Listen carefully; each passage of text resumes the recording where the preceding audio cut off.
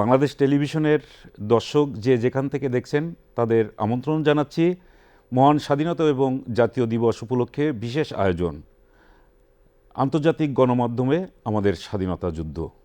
এই শিরোনামে আমাদের আজকের এই অনুষ্ঠানে আলোচনার জন্য বিশেষ অতিথি হিসাবে উপস্থিত হয়েছেন সাংবাদিক হাসনাইন খুরশিদ এবং আছেন ঢাকা বিশ্ববিদ্যালয়ের সাংবাদিকতা এবং গণযোগাযোগ বিভাগের প্রফেসর শামীম রেজা।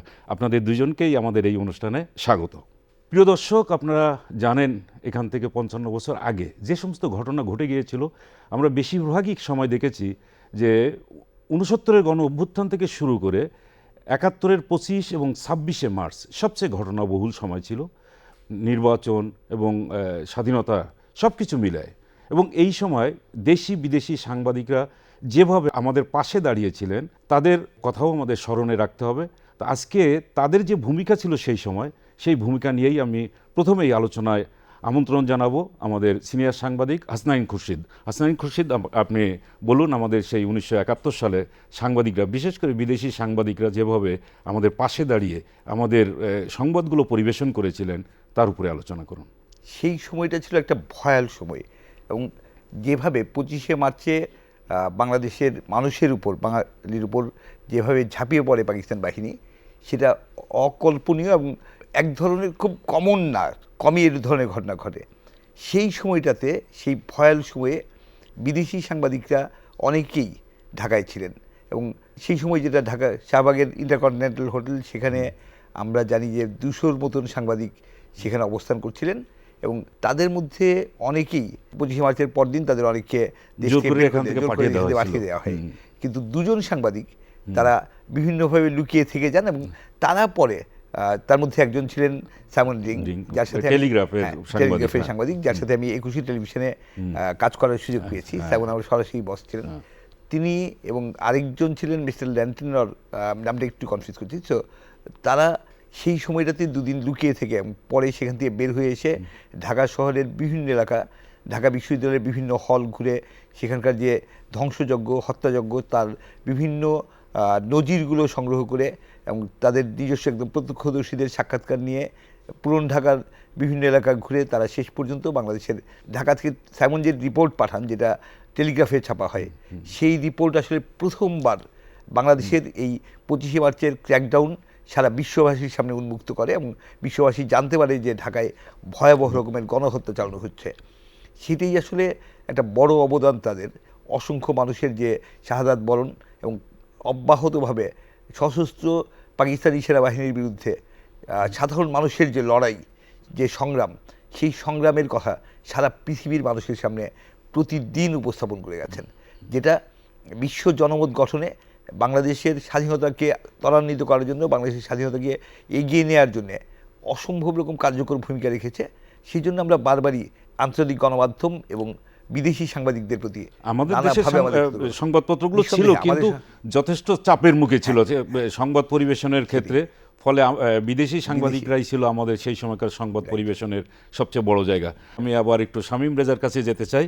আমি জানতে চাচ্ছি যে এতক্ষণ সাইমন রিংয়ের কথা বললেন, এর বাইরেও কিন্তু আমাদের বেশ কয়েকজন খুবই বিখ্যাত সাংবাদিক ছিলেন, যেমন বিবিসির ছিলেন মার্ক টালি ছিলেন, তারপরে টাইম ম্যাগাজিনের সাংবাদিক ছিলেন ড্যান কোগিন। তিনি কিন্তু সেই 69 থেকে এখানে ছিলেন এবং বহু কভার স্টোরি তিনি করেছেন বাংলাদেশের উপরে। তা আমি জানতে চাচ্ছি যে 69 থেকে শুরু করে একেবারে 71-এর এই ক্র্যাকডাউন, কাল রাত্রির যে ঘটনাগুলো ঘটেছে, আপনার দৃষ্টিতে একজন শিক্ষক হিসাবে আপনি কিভাবে দেখছেন এটা? একটা হলো দেখেন, পুরো 60-এর দশক জুড়েই তো উত্তাল অবস্থা ছিল, এবং বিদেশি সাংবাদিকরা বিভিন্ন সময় আমাদের রাজনৈতিক প্রবাহগুলোর বিষয়ে তারা প্রতিবেদন প্রকাশ করছিলেন, শিক্ষার্থীদের বিভিন্ন আন্দোলন সংগ্রাম নিয়ে করছিলেন। কিন্তু 69-এ যেটা আপনারা দুজনই উল্লেখ করেছেন, গণ অভ্যুত্থান 70-এর নির্বাচনের পর থেকে এখানে অনেক সাংবাদিক তাদের কাজ শুরু করেন, এবং বিশেষ করে 71 সালের প্রথম যে দুটো মাস, জানুয়ারি, ফেব্রুয়ারি, মার্চ, বিশেষ করে এই সময় বিপুল সংখ্যক বিদেশি সাংবাদিক এখানে উপস্থিত ছিলেন। তারা রাজনৈতিক নেতৃবৃন্দের সঙ্গে কথা বলছিলেন, বিভিন্ন সংগঠনের সঙ্গে কথা বলছিলেন, এখানকার পরিস্থিতি নিয়ে তারা রিপোর্ট করছিলেন। কিন্তু এটার ভয়াবহতা নিয়ে যখন 25শে মার্চের পর থেকে পুরো দৃশ্যপটটা একেবারে অন্যদিকে চলে যায়, এবং যে কথা হাসনাইন খুরশিদ উল্লেখ করলেন, এবং এরপর থেকে যদি আপনি ধরেন তাহলে এখন পর্যন্ত আমরা যে জানতে পেরেছি এই রিপোর্টগুলো বেশিরভাগ হয়েছিল সংবাদপত্রে, কারণ তখন তো মূলত সংবাদপত্রের যুগ। হ্যাঁ, সংবাদ। কিন্তু একই সঙ্গে মনে রাখতে হবে যে আমাদের এখানে টেলিভিশন যুগ না হলেও পশ্চিমে তখন আবার টেলিভিশন যুগ। তো এরা কেউ কেউ কিন্তু টেলিভিশনের জন্য কাজ করেছিলেন, যেমন মার্কিন টেলিভিশনগুলোতে অনেক প্রতিবেদন ছাপা হয়েছিল, ব্রিটিশ টেলিভিশনগুলোতে। এগুলো আমরা তখন দেখতে পারিনি, অনেক পরে আমরা এগুলোর সন্ধান পেয়েছি। এমনকি মুক্তিযুদ্ধ শেষ হবার পরেও তারা ঢাকা থেকে বিভিন্নভাবে রিপোর্ট করেছেন। রেডিও, আমাদের কাছে রেডিওর তথ্য একেবারেই নেই বললেই চলে, খুব কমই আমরা রেডিও আর্কাইভগুলো সংগ্রহে রেখেছি বা সেগুলো নিয়ে কাজ করেছি। আবার আপনি যদি রিপোর্টগুলোর দিকে থাকেন, তার কিছু ছিল সংবাদ, কিছু বিশ্লেষণ, সম্পাদকীয়, বিভিন্নভাবে এই জিনিসটা কিন্তু খুব গুরুত্বপূর্ণ। তো আপনি যে কথা বলছিলেন, এখন আমাদের প্রতিবেশী দেশ ভারতের কথা যদি বলি, তার বিপুল সংখ্যক বাংলা ভাষার যে সংবাদপত্র, তাদের প্রতিবেদকরা তো ছিলেনই এখানে। একই সঙ্গে ভারত থেকে প্রচুর ইংরেজি সংবাদপত্র বের হতো, তাদের রিপোর্টার এখানে কাজ করছিলেন।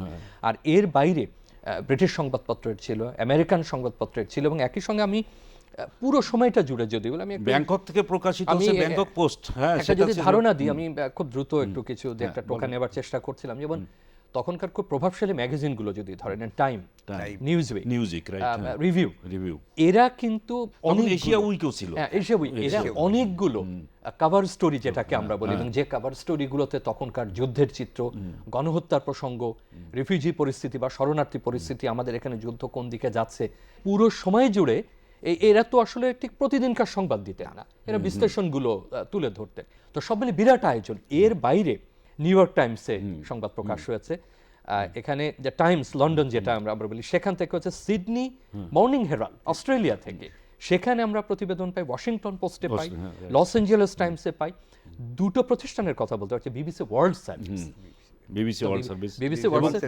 Voice of America. তার মানে তারা রেডিওতেও তারা সংবাদ দিয়েছেন, তাদের টেলিভিশন ছিল তখন, আমরা ওগুলো দেখতে পারিনি, সে টেলিভিশনগুলোতে। এর সাথে ব্যাংকক পোস্ট যেটা আমরা বলি, তার মানে আমরা যখন এই ইংরেজি সংবাদপত্রগুলোর কথা বলছি বা সংবাদ, এটা কেবলমাত্র কিন্তু অস্ট্রেলিয়া, ব্রিটেন বা আমেরিকান না, অন্যান্য দেশ যাদের ইংরেজি সংবাদপত্র ছিল, তারাও কিন্তু এটা খুব, এটার উপরে ভিত্তি করেই কিন্তু আমাদের যে প্রবাসে যারা অবস্থান করছিলেন সে সময়, তারা এই সমস্ত জায়গা থেকে নিউজ পেয়েই আমাদের ক্যাম্পেইনগুলো করতে পেরেছিলেন। খুরশিদ বলেছেন, তখন তো বিশ্ব জনমত তৈরি করাটা খুব জরুরি ছিল। একটা বিষয় একটু সতর্কভাবে এখানে পর্যবেক্ষণের কথা আমি উল্লেখ করব। প্রথম দিকে মার্কিন সংবাদপত্রগুলোতে এটাকে সিভিল ওয়ার বলা হতো। তো সেটার কারণ সমত এমন হতে পারে যে তারা কূটনৈতিক সম্পর্ক, মার্কিন যুক্তরাষ্ট্রের অবস্থান সব মিলে তারা শব্দটা লিখছিল, কিন্তু পরবর্তী সময় আর এটা থাকেনি। তখন আমাদের এই যতগুলো সংবাদপত্র বললাম, এরাকে আমাদের মুক্তি সংগ্রামের উপরে, আমাদের যোদ্ধাদের উপরে, আমাদের অন্যান্য কর্মকাণ্ড নিয়ে, শরণার্থী পরিস্থিতি নিয়ে তারা বিভিন্ন সময় 13ই জুন 71 সালে অ্যান্থনি মাসকারেনহাসের যে সানডে টাইমসের প্রতিবেদনটা, সেটা একটা যুগান্তকারী প্রতিবেদন। এবং পরবর্তীতে বিবিসিও একটা বিশ্লেষণ করেছিল যে বিবিসি ওয়ার্ল্ড সার্ভিস সহ পশ্চিমা যত গণমাধ্যম আমাদের 71 মুক্তিযুদ্ধ নিয়ে রিপোর্ট করেছে, তার মধ্যে সম্ভবত সবচেয়ে প্রভাবশালী রিপোর্টার একটা অ্যান্থনি মাসকারেনহাস, যেখানে এই গণহত্যার প্রসঙ্গ, আমাদের স্বাধীনতা, এবং এটার উপর ভিত্তি করে তার একটা বই আছে, দ্য রেপ অফ বাংলাদেশ। পরবর্তীতে তিনি বই লিখেছেন, দ্য রেপ অফ বাংলাদেশ। এবং তিনি কিন্তু ইউরোপে যখন ঘুরেছেন, তখন এই বিষয়গুলো নিয়েও তার খুব যথেষ্ট গবেষণা রয়েছে অ্যান্থনি মাসকারেনহাস। এবং এই যাদের কথা বললেন, হাসান খুরশিদ বললেন, তারা পরবর্তীতেও গবেষণা অব্যাহত রেখেছেন, কেউ বিভিন্ন ডকুমেন্টারি তৈরি করেছেন, পরবর্তীতে আরো লিখেছেন, এমনকি বাংলাদেশের সংবাদপত্রগুলোতেও গণমাধ্যমে অনেক আলোচনা হয়েছে। এবং আমার কাছে তো মনে হয়েছে যে ড্যান কোগিনের যে স্টোরিগুলো, এগুলো ছিল মার্ভেলাস। আমরা তো মার্কটালির কথা, মার্কটালির ভাষ্যও তখন অত্যন্ত গুরুত্বপূর্ণ ভূমিকা রেখেছে। আমার কাছে মনে হয়েছে হাসনাইন খুরশিদ হয়তো আরেকটু এগিয়ে নেবেন, সেটা হচ্ছে শুধুমাত্র যে আমরা 25 এবং 26 মার্চের কথাগুলো বলছি সেটা না, এরপরে ধারাবাহিকভাবে যে বাংলাদেশ থেকে কত শরণার্থী ভারতে যে আশ্রয় নিল, এবং সেখানে তৎকালীন ভারতের প্রধানমন্ত্রী ইন্দিরা গান্ধী বেশ কিছু কথা বলছিলেন যে আমাদের এখন 30 লাখের মতো, যেটা বলতে চাচ্ছেন যে এই পরিমাণ শরণার্থীকে খাওয়ানোর জন্য তিনি বারবার অ্যাপিল করছেন, এবং এই বিষয়গুলোও কিন্তু কমিউনিকেট করছে এই সময়কার সংবাদপত্রগুলো। টাইমও কিন্তু কভার স্টোরি করেছিল। নিউজিকে আমি দেখলাম যে ওটাও আছে, একটা গেরিলা যুদ্ধ, বাংলাদেশে গেরিলা যুদ্ধ। তা আমি চাচ্ছি যে ওই শরণার্থী এবং ইন্দিরা গান্ধীর এই সংবাদগুলো যে আন্তর্জাতিক মহলে তুলে ধরার বিষয়, মানে যে বাস্তবতা বিষয়গুলো হচ্ছে আসছিল। যে আমাদের তো আসলে প্রচুর মানুষ শরণার্থী হয়ে ভারতে আশ্রয় নিয়েছিলেন, সেটা ভারতের বিভিন্ন এলাকায়, শুধু পশ্চিমবঙ্গ না, আসাম ত্রিপুরা থেকে শুরু করে মানে আমাদের মানে সীমান্তবর্তী যে তাদের সীমান্তবর্তী রাজ্যগুলো যে ছিল। সেখানে প্রচুর মানুষ বাংলাদেশ ছেড়ে যুদ্ধের মুখে, এক ধরনের নিরাপত্তাহীনতার মুখে সন্ত্রস্ত হয়ে দেশ ছেড়ে যেতে বাধ্য হয়েছিলেন। অনেকে যুদ্ধে যাওয়ার জন্যে প্রস্তুতি নেওয়ার জন্যে ভারতে গিয়েছিলেন। সেই সময়টাতে যে ভারত যে সহযোগিতা করেছে সেটা আমরা কৃতজ্ঞতার সাথে স্মরণ করি, এবং সেই সময়টাতে ইন্দিরা গান্ধী ভারতের প্রধানমন্ত্রী ছিলেন, তার সরকার বাংলাদেশের যে প্রবাসী সরকার তার পাশে দাঁড়িয়েছিল, আমাদের মুক্তিযোদ্ধাদের প্রশিক্ষিত করা, শরণার্থীদের আশ্রয় দেওয়া, তাদের সব ধরনের সহায়তা দেওয়ার, তাদের ভারতের তো সীমাবদ্ধতা ছিল। সো ভারত একা সেটা করা তার জন্য ডিফিকাল্ট ছিল। সেই সময় যে আন্তর্জাতিক সহায়তা দরকার ছিল, শরণার্থীদের খাবারের জন্য, শরণার্থীদের বাসস্থানের ব্যবস্থা করা, তাদের জন্য শিক্ষা, বস্ত্র, সব ভারত কিছুই। সে সময় একটা বড় সাহায্য পেয়েছিল রাশিয়ার কাছ থেকে। হ্যাঁ, রাশিয়ার রাশিয়া সঙ্গে তখন- যখন সেপ্টেম্বরে দ্বিপাক্ষিক একটা Yeah. চুক্তি হলো, সেই চুক্তির একটা পরিবর্তে পর্যায়ে ইউনিসেফও সহায়তা ইউনিসেফ করেছে, ইউনিসেফ সহায়তা সহায়তা করেছে, করেছে। ইউনিসেফ খুব গুরুত্বপূর্ণ সহায়তা করেছে। এবং শুধু সেটা না, প্রবাসী বাংলাদেশিরাও কিন্তু, প্রবাসী ভারতীয়রাও হয়তো সহায়তা করেছেন। তো সেই সহায়তাগুলি কিন্তু আলটিমেটলি শরণার্থীদের মানে বেঁচে থাকার এবং মানে জীবন অব্যাহত রাখার যে চেষ্টা, সেই চেষ্টায় একটা বড় ভূমিকা রেখেছে। আমাদের এখানে আমাদের হ্যাঁ, আমি আরেকটা প্রসঙ্গ বলতে চাই যে ভারতীয় যে বাংলা ভাষার গণমাধ্যমগুলো, সেগুলো তো আসলে বিদেশি গণমাধ্যম। তা আমাদের- right, তাই না? তো আকাশবাণী রেডিওর একটা বড় ভূমিকা ছিল। এবং আমাদের দেশে থেকে যাওয়া যারা মানুষ, যারা দেশের ভিতরে থেকে জীবন কাটাতে বাধ্য ছিলেন, যে আর দেশের ভিতরে ছিলেন, তাদের কাছে আকাশবাণী একটা বড় তথ্যের সূত্র হয়ে এসেছিল। এবং আকাশবাণী এই দেশে যে যুদ্ধের মধ্যে যারা দেশে আটকে পড়ে আছেন, যারা নিরাপত্তাহীন একটা মানে যে কোনো মুহূর্তে মারা যেতে পারেন, যে কোনো মুহূর্তে শহীদ হতে পারেন, যে কোনো মুহূর্তে আক্রান্ত হতে পারেন, সেরকম একটা অবস্থায় থেকে যে শঙ্কা নিয়ে বেঁচেছিলেন, সেই শঙ্কা দূর করার জন্যে, উদ্বুদ্ধ করা, মানুষকে আশাবাদী করা, উজ্জীবিত রাখার ক্ষেত্রে আকাশবাণীর একটা বড় ভূমিকা ছিল। আমরা আকাশবাণী রেডিওর সেই ভূমিকাকেও স্মরণ করতে চাই এবং যতটা তাদের বাংলায় প্রতিক্রিয়া হতো, করতে চাই। ওটার যেহেতু বাংলায় হতো, তার বোঝাটাও ইম্প্যাক্ট সহজ, অনেক হ্যাঁ। বেশি ছিল। সহজ হতো। বিবিসিরটাও বাংলা আসতো, বিবিসির মার্কটালির খবরটা শোনার জন্য আমরা খুব সেই সময় উন্মুখ হয়ে থাকতাম যে 7:30টায় তারা খবরটা বলবে। ভয়েস অব আমেরিকা ওই একই অবস্থা, ভয়েস অব আমেরিকাকেও সে সময় একেবারে যে তাদের সঙ্গে পাকিস্তানের একটা সম্পর্ক, যেমন আমরা বলি যে আমেরিকার সঙ্গে যে কূটনৈতিক সম্পর্কের কারণে অনেক সময় নিউজ হাইড করা বা এটা একটা ছিল, কিন্তু তারপরেও যে সমস্ত সংবাদ সামনে এসেছে আমরা অত্যন্ত সাধুবাদ জানাই সেগুলো ব্যাপারে। তো আমি আসতে চাচ্ছি এই শামীম রেজার কাছে, সেটা হলো যে আমাদের দেশের ভেতরে বিভিন্ন জায়গায় বড় বড় কিছু যুদ্ধ হয়েছিল, যেগুলো বাইরে সমর অস্ত্রে বা সমর ক্ষেত্রে যে লেখাপড়া করানো হয় সেখানেও আছে। যেমন ময়মনসিংহের একটা বড় কামালপুরের যুদ্ধ হয়েছিল, কামালপুরের যুদ্ধ। কামালপুরের হ্যাঁ। যুদ্ধ। তো এই যুদ্ধে সেখানে নেতৃত্ব দিয়েছিলেন জেড ফোর্সের অধিনায়ক মেজর জিয়া, এবং ওখানে ওই মেজর হাফিজও ছিলেন, এবং আরও যে এখন বর্তমান স্পিকার। তো এই নিউজগুলোও সেখানে গেছে, আমাদের ভেতরের নিউজগুলো যেভাবে গেছে, এর উপরে আপনার যে বিষয়গুলো জানার আছে আপনি একটু। আমরা তো বেশি তখন নির্ভর করেছি সংবাদপত্র, মুদ্রিত মাধ্যমের Right, উপরে। হ্যাঁ। তো এরকম সাধারণত দেখা যায় যদি খুব গুরুত্বপূর্ণ শিরোনাম এবং সংবাদ প্রতিবেদন দেখেন, 90টার মতো মানে খুব গুরুত্বপূর্ণ এরকম সংবাদ প্রতিবেদন আমাদের পাওয়া যায়। কিন্তু যে এই সংখ্যা 90-এর তো অনেক অনেক অনেক বেশি, গুণ, অনেক right, গুণ হ্যাঁ, বেশি। মানে আমরা যাদেরকে উদ্ধৃত করি বা যাদের নাম বলি, আমরা এরকম 90 থেকে 100টার মতো অত্যন্ত গুরুত্বপূর্ণ শিরোনাম সমৃদ্ধ লেখা পাই এবং বা cover যুদ্ধ story তো পাই। বেশিরভাগ জায়গায় যুদ্ধ হয়েছে, কিন্তু হয়েছে। সব খবর তো আর যায়নি। না, সব খবর যে যায়নি। যে জায়গায় আমরা হয়তো রিনাউন্ড কোনো কমান্ডার ছিলেন তাদের সেখানে ব্যাপারগুলো বেশি পেয়েছে। তো আসছে। ওখানে যেমন সম্পাদকীয় লেখা হয়েছে, মন্তব্য লেখা হয়েছে, সরাসরি সংবাদ দেওয়া হয়েছে। একটা কথা বলা প্রয়োজন, প্রচুর কার্টুন আঁকা হয়েছে right. ভারতীয় সংবাদপত্রগুলোতেও।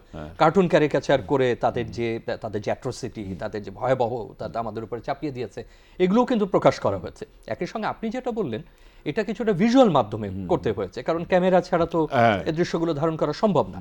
কিছু কিছু যুদ্ধের প্রতিবেদন তারা পাঠিয়েছেন, ভারতীয় সাংবাদিকরাও পাঠিয়েছেন, পশ্চিমারাও পাঠিয়েছেন।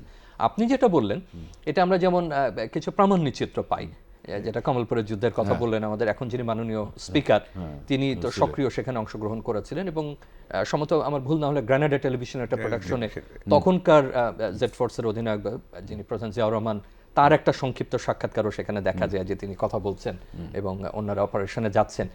এর বাইরে অনেক এরকম ফুটেজ রয়েছে বা ভিডিও চিত্র রয়েছে যেটা আমরা আসলে সংগ্রহ করতে পারিনি। এগুলো যেমন রিয়াল লেভিনের যে কাজগুলো, এটা একটা সাংস্কৃতিক দলের সঙ্গে, কিন্তু দেখেন আমরা হয়তো জানতেই পারিনি যে কত ঘন্টার ফুটেজ এভাবে পড়ে আছে। এরকম বিভিন্ন যুদ্ধের সংক্ষিপ্ত কিছু কিন্তু এখন আমরা পাই, খুব বড় আকারে না পেলেও। তো তাতে আমরা ধারণা করতে পারি যে অনেকে হয়তো প্রতিবেদন করেছেন মার্কিন বা ব্রিটিশ কোনো টেলিভিশন বা কোনো প্রোডাকশন কোম্পানির জন্য, আমাদের হাতে এসে হয়তো পৌঁছায়। তো আমরা যদি ওই আর্কাইভগুলোর সঙ্গে যোগাযোগ করি, ওই প্রতিষ্ঠানগুলোর সঙ্গে যোগাযোগ করি, আমার দৃঢ় বিশ্বাস যে আমাদের যুদ্ধের যে গৌরবান্বিত যে ইতিহাস এবং যে অসাধারণ যে তাদের যে ভূমিকা, সেগুলোর কিছু দৃশ্য হয়তো কিছু দৃশ্য পাওয়া যাবে। বিবিসি BBC ওদের কাছে হয়তো ওদের আর্কাইভ অনেক কিছু আছে। হ্যাঁ, ওদের কাছে যেতে হবে, আমাদের নিউজউইক। তো ওদের আর্কাইভ গুলো ঘেটে আমাদের মুক্তিযুদ্ধের ফুটেজ পাওয়া যায় কিনা, কতটা সংগ্রহ করতে পারি আমরা, সেদিকে মনোযোগ দেওয়া এখন খুব জরুরি হয়ে গেছে। একটা বিষয় যোগ করি মানে ভুলে যাওয়ার আগে, ফটো, বিশেষ করে জার্নালিজম ফটো যদি বলি, সেই সংখ্যা যে কত, মানে এটা কত হাজার বা কত লক্ষ, এটা এখনো হিসাবের বাইরে। আমি মনে করি ফটোটাও এই আলোচনায় যুক্ত হওয়া উচিত। কি পরিমাণ আলোকচিত্র যেটা এখনো শেষ হয় না, তাই না? আমরা পাই। তারপরে আমাদের প্রিন্ট মিডিয়ায় অনেক প্রিন্ট হয়তো ডকুমেন্ট হিসাবে আমরা নিতে পারতাম, কিন্তু সেগুলো নষ্ট হয়ে গেছে। ধরেন আপনার 25শে মার্চ রাতে ইত্তেফাকে আপনার বোমা হামলা হলো, বোমা ঠিক না, গ্রেনেড হামলা করলো, সংবাদে করলো, দ্য পিপুলের অফিসে করলো। তো এই সময়েও তো তারা অফিসে ছিল, তো এই খবরগুলো কিন্তু আমরা পরের দিন পাইনি। এইগুলো সংগ্রহ করা আমাদের খুব। একটা জিনিস আমরা জানতে পেরেছি যে সম্ভবত কোন একটা পশ্চিমা গণমাধ্যমে একটা উল্লেখও করেছিল ওই সময়, যে পাকিস্তান থেকে বা তখনকার পূর্ব পাকিস্তান তাদের ভাষায় সংবাদ সংগ্রহ করা খুব কঠিন হয়ে পড়তো, কারণ খুব বেশি মাত্রায় নিয়ন্ত্রণ ছিল, সেন্সরশিপ আরোপ করা হয়েছে, এবং দেখানো হতো এখানে সব ঠিক আছে, এখানে কোনো রকম ঝামেলা হচ্ছে না। বিদেশি সাংবাদিক আনাও হয়েছিল, তখন দৈনিক পাকিস্তান ছিল, একটা সাংবাদিক দলকে আনাও হয়েছিল, দেখানো হয়েছিল যে সব ঠিক আছে, যে কারণে খুব কঠিন ছিল এখান থেকে সংবাদ সংগ্রহ করে প্রকৃত চিত্র দেওয়া। আর একটা কথা বলা প্রয়োজন, রেডিও, আমরা কিন্তু ওই আর্কাইভটা সংগ্রহ করি না। ভয়েস অফ আমেরিকা, আপনি যেমন ধরুন জিয়াউর রহমানের যে ঘোষণা, সেটা কিন্তু জার্মান রেডিও থেকে করা, মানে আমরা যেটুকু পাই আমাদের যে সংগ্রহে আছে সেটা জার্মান রেডিও। তার এটার ঘটনা হয়েছে এই কারণে, ওরা যখন কালুরঘাট বেতার কেন্দ্রের ওই যে ট্রান্সমিটারটা ছিল খুবই মানে শর্ট ওয়েভের, তো এখানে একটা ট্র্যাকে করেই তারা পুরা সরঞ্জাম ছিল, এটা উঠিয়ে নিয়ে কিন্তু তারা প্রথমে গেছে এই ত্রিপুরাতে গেছে। ওখান থেকে ধীরে ধীরে, এটা আমি শুনেছি বেলাল মোহাম্মদ, যে মূলত এই শব্দ সৈনিক ছিল এবং লিখেছেনও, তো এই নিয়ে যাওয়ার কারণে প্রতিমধ্যে তার অনেক জায়গায় এটা হয় মিসিং হয়েছে অথবা মানে কোনো না কোনো ভাবে নষ্ট হয়ে গেছে। ওই জন্য যদি জার্মান রেডিওটা পেয়ে থাকে তাহলে নিশ্চয়ই আরো অনেকের কাছে ছিল, আমরা সেইগুলো জানতে পারি নাই। আমরা আর এই শেষ দিকেই মনে হয় চলে যাচ্ছি, একেবারে শেষের দিকে 16ই ডিসেম্বর যখন সারেন্ডারটা হলো, সেই সময়কার যে সমস্ত পত্র পত্রিকায় আমাদের খবরগুলো আসলো, সেই খবরগুলোর উপরে আপনার একটু দৃষ্টি আকর্ষণ করার জন্য বলবো। একইভাবে আমি 25শে মার্চ থেকে শুরু করে 16ই ডিসেম্বর পুরো মুক্তিযুদ্ধের সময়টাতেই আসলে আন্তর্জাতিক গণমাধ্যম খুব আন্তর্জাতিক গণমাধ্যমের ফোকাসের একটা বড় কেন্দ্র ছিল ঢাকা এবং বাংলাদেশ। আন্তর্জাতিক গণমাধ্যম সব সীমাবদ্ধতা সত্ত্বেও চেষ্টা করেছে বাংলাদেশ জুড়ে যে নারকীয় হত্যাযজ্ঞ চলছে, যে ধ্বংসযজ্ঞ চলছে, সেটা বিশ্ববাসীর সামনে তুলে ধরতে। আমাদের উচিত এখন এবং ভবিষ্যতে আমাদের মুক্তিযুদ্ধকে চিরঞ্জীব রাখতে, আমাদের পরবর্তী প্রজন্মের কাছে মুক্তিযুদ্ধের যে মানে বাংলাদেশের মানুষের অসাধারণ লড়াই এবং বিজয়, সেটা মানুষের পরবর্তী প্রজন্মের কাছে পৌঁছে দেওয়ার জন্য এই বিভিন্ন দেশের আর্কাইভ থেকে যতটা সম্ভব সংগ্রহ করে আমাদের আর্কাইভে রাখা এবং সেটা যতটা সম্ভব ডিসেমিনেট করা পরবর্তী প্রজন্মের জন্য, সেই উদ্যোগ নেওয়ার জন্য আমরা আহ্বান জানাবো। তবে আরেকটা বিষয় হচ্ছে, যারা ওই সময় খুব বেশি নিউজ করেছিলেন, যে সমস্ত সাংবাদিক, তাদের মনে অধিকাংশই এখন আর পাওয়া যায় না। কারণ 2011 সালের দিকে যখন ওই সব সাংবাদিক ডেকে এনে পদক দেওয়া হয়েছিল, এর পরে বেশিরভাগই দেখা যাচ্ছে যে তারা আর নেই। তবে এখনো পর্যন্ত খুঁজে দেখলে পরে হয়তো কিছু পাওয়া যেতে পারে, বিভিন্ন মাধ্যমেই তো তাদের সাহায্য নেওয়া সম্ভব। এইটার ব্যাপারে আপনার কি মতামত? তার আগে বলি, হাসান খুরশেদ চমৎকারভাবে বর্ণনা করেছে যেটা কেন প্রয়োজন। ভিডিওতে থাক, এটা সংবাদপত্রে মুদ্রিত থাক, এটা ফটোতে বা আলোকচিত্রে থাক, এটা ডকুমেন্টারিতে থাক, যে ফরম্যাটে থাকুক না কেন, এটা যদি আমরা এখনো সংগ্রহ না করি, আপনি যে কথা বলেছেন, যেমন আমাদের পরিচিতর মধ্যে সাইমন রিং মারা গেছেন, কিছুদিন আগে মার্ক টালি মারা গেলেন, মার্ক টালি কিছুদিন আগে মারা গেলেন, লরেন্স লিপশুলজ মারা গেছেন। এর বাইরে বিশেষ করে যারা তখন প্রামাণ্য চিত্রগুলো করেছেন তারা অনেকেই বেঁচে নাই এবং অনেকের সম্পর্কে আমরা জানিও না। আমরা কিন্তু আলোচনা করছি প্রাতিষ্ঠানিকভাবে যেগুলো পাওয়া যায় সংবাদপত্রে এবং অন্যান্য। তো যে কথা উনি বলছেন একটু যোগ করি যে একদম শেষ যখন আত্মসমর্পণ করছেন পাকিস্তানি বাহিনী, তখন কিন্তু শত শত হাজার হাজার বিদেশের সাংবাদিক এখানে এবং কবি সাহিত্যিকরাও এখানে যারা আশেপাশের দেশে ছিলেন। এবং ওই সময়টা আপনি লক্ষ্য করবেন যে অসাধারণ কিছু প্রতিবেদন মার্কিন টেলিভিশনের আমরা পাই, যেহেতু ঢাকাতে তারা ঢুকেছেন। এবং একটু বলে রাখা ভালো যে জগন্নাথ হলের যে গণহত্যা একেবারে প্রামাণ্য আমাদের যে দলিল, সেটা কিন্তু মার্কিন টেলিভিশনে ৭২-এর প্রথম দিকে তারা ওইটা প্রচার করে যে জগন্নাথ হলে যে মর্মান্তিক যে ঘটনা, এবং যেটা ক্যামেরা দিয়ে আজকে প্রকৌশল বিশ্ববিদ্যালয় থেকে কেউ একজন গ্রহণ করেছিলেন। এই ধরনের এভিডেন্স, যেটা আমাদের গণহত্যাকে প্রমাণের জন্য, এটা আন্তর্জাতিকীকরণের জন্য, এটাকে আরো সামনে তুলে ধরার জন্য, বিশ্ববাসীর কাছে আমাদের অর্জন এবং আত্মত্যাগের কথা, এগুলোর কিন্তু কোনো বিকল্প নেই। তো আমি মনে করি আপনি যে কথা বলছিলেন যে এখনো যারা আছেন আমাদের মধ্যে, সেটা পশ্চিমে হোক, আমাদের পাশের দেশে হোক, দক্ষিণ পূর্ব এশিয়াতে হোক, তাদের সঙ্গে যোগাযোগ করা একটা পৃষ্ঠপোষকতা লাগে। রাইট। কারণ হলো যেমন এবং সরকারিভাবে পৃষ্ঠপোষকতা ছাড়া কোনো অবস্থাতেই ধরুন যে ফরম্যাটে এই চিত্রগুলো গ্রহণ করা হয়েছিল, সেটা তো ওই ফরম্যাটে এখন আর আমরা পরিচালনা করি না। এটাকে ডিজিটাল করণের ব্যাপার আছে। ওই সংবাদপত্রগুলোকে তাদের আর্কাইভ থেকে এনে আমাদের কাছে এটা সহজলভ্য করা, ওই রেডিও আর্কাইভের জন্য আমাদের খোঁজা, এবং হাজার হাজার মানুষের সঙ্গে আপনার কথা বলতে হবে। সব তো আপনি পাবেন না, আর্কাইভে গেলেই যে আপনি পাবেন না। ব্যক্তিগত সংগ্রহে কারো থাকতে পারে। আর যারা মানে খুব ইন্টারেস্টেড ইতিহাস লেখার ক্ষেত্রে, তাদের লেখাকে সমৃদ্ধ করার জন্যও তো আমাদের এই সমস্ত ডকুমেন্টস খুবই জরুরি, খুবই জরুরি। ধরেন আমরা কখনোই শেষ হবে না, তাই না? নিশ্চিতভাবে এই সমস্ত ডকুমেন্টসগুলো নিয়ে আসতে হবে। আচ্ছা, এখন আমরা প্রায় শেষ প্রান্তে চলে আসছি। এই মুহূর্তে আপনাদের দুজনের কাছ থেকে খুব ছোট করেই বলবো যে আমাদের এই মহান মুক্তিযুদ্ধের যারা শাহাদাত বরণ করেছেন, মূলত এখনো পর্যন্ত আমরা সেই তালিকাটা কিন্তু তৈরি করতে পারি নাই। এটা যদি হারিয়ে যায় তাহলে আমাদের জীবন থেকেও কিন্তু একটা বড় বিষয় হারিয়ে যাবে। এই বিষয়টা ছোট্ট করে একটু বলে। যারাই শহীদ হয়েছেন, তাদের পূর্ণাঙ্গ তালিকা আমাদের থাকা উচিত, এবং কোনো রকম বিতর্কমুক্ত তালিকা থাকা উচিত।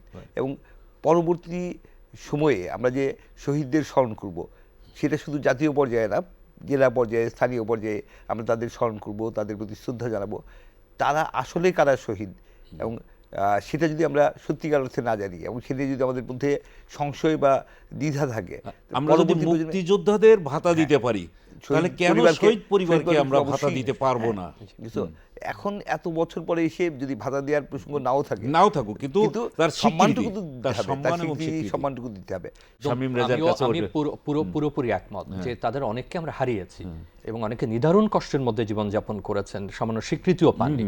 এখন যারা এখনো জীবিত আছেন তারা তো স্বীকৃতি দাবি করেনি, এবং আমাদের উচিত তাদের পাশে দাঁড়ানো। ভাতা একটা রাষ্ট্রীয় পদ্ধতি, এবং তারও বেশি কিছু দেওয়ার সুযোগ থাকলে নিশ্চয়ই সেটা চিন্তা। আর যেসব পরিবার থেকে এই শহীদরা তো চলে গেছেন বা মুক্তিযোদ্ধারা হারিয়ে গেছেন, অন্তত সেই পরিবারেরও যদি কিছু স্বস্তি পান, এবং সবচেয়ে বড় কথা তাদের স্বীকৃতি এবং সম্মান, এটা কিন্তু শেষ হয়ে যায় না। তারা না থাকলেও তার নাম, তার স্মৃতি, সেটা তো আমরা যে কোনো সময়, যে কোনো মুহূর্তে আমরা করতে পারি। এটা একটা কথা যোগ করতে চাই, সেটা হচ্ছে প্রচুর ভুয়া মুক্তিযোদ্ধার কথা আমরা দেখেছি। এবং এই ভুয়া মুক্তিযোদ্ধাদের সার্টিফিকেট নিয়ে অনেকে চাকরিও পর্যন্ত করছেন, তাদের বিভিন্ন রকম সরকারি পদ দখল করেছে, বিভিন্ন রকম সুবিধা নিয়েছে। তো এই যে ভুয়া মুক্তিযোদ্ধার পাশাপাশি ভুয়া শহীদ পরিবারও আছে কিনা, প্রচুর তথ্য বিকৃতি হয়েছে অনেক বছর ধরে। তো সেই জায়গাটাও স্পষ্ট করা উচিত। যারা আসলেই সম্মান পাওয়ার যোগ্য, যারা আসলেই শহীদ পরিবারের সন্তান, বা যারা আসলেই মুক্তিযোদ্ধা, তারা যাতে সেই সম্মানটা পান। ধন্যবাদ হাসনাইন খুরশিদ, ধন্যবাদ শামীম রেজা। আজকে এখানেই শেষ করতে হচ্ছে। তবে আমাদের বিগত শতকে যে অর্জন ছিল স্বাধীনতা যুদ্ধ, আমাদের গৌরবের অর্জন, এবং এই অর্জনের ক্ষেত্রে যার যতটুকু অবদান ছিল, সেই অবদানটুকু যেন আমরা অকপটে স্বীকার করতে পারি, এবং রাষ্ট্র যেন তাদের সেই মর্যাদাটুকু দিতে পারে, সেই কামনা করি, এবং সেইটা হবে, এটাই আমাদের প্রত্যাশা। আজকে এই পর্যন্ত। ভালো থাকবেন সবাই। খোদা হাফেজ।